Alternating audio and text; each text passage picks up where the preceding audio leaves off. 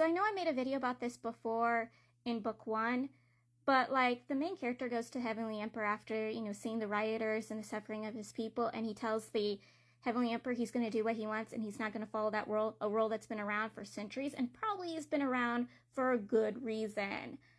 And he's going to do what he wants. And I'm like, honey, no, don't disrespect somebody who is the literal Heavenly Emperor.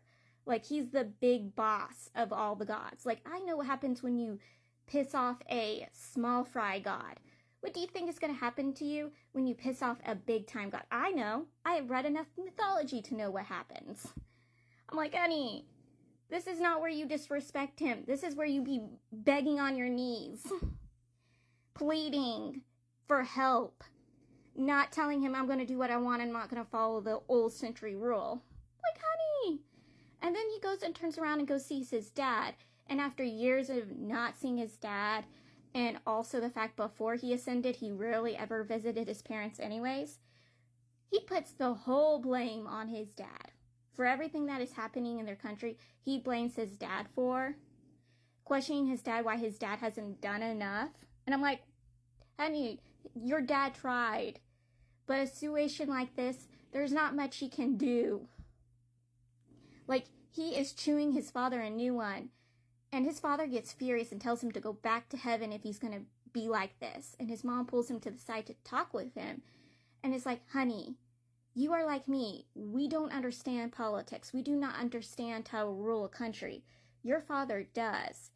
Your father's trying to handle this as well as he can. And yes, sometimes he annoys me and angers me. And I do not understand his reasoning, or I wish he'd do something else. But you and me were not raised to take over the throne as the leader of the country. He knows what he's doing. You do not, because you do not know politics. And I'm like, yes, someone finally telling him this. Yet he's not going to listen, because does he ever listen to anyone when they're trying to give him advice? He really doesn't. I notice this a lot. And then, the ex-Sundari servant had stopped him to question him, hey, why didn't you tell us you were going to descend and show yourself off to your parents like that? Which gets the royal dog ex-bodyguard to bite his face off. Why does he have to tell you what he's doing? Like, because he has to. He has to, because once he descends and basically breaks the most important rule of heaven, he's not the only one who's going to suffer. You guys are going to suffer too. Like, you guys are going to have to deal with all his consequences with him.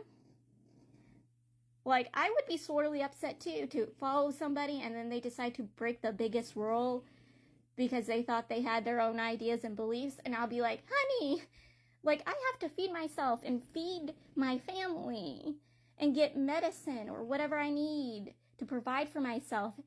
Like, why are you making these decisions?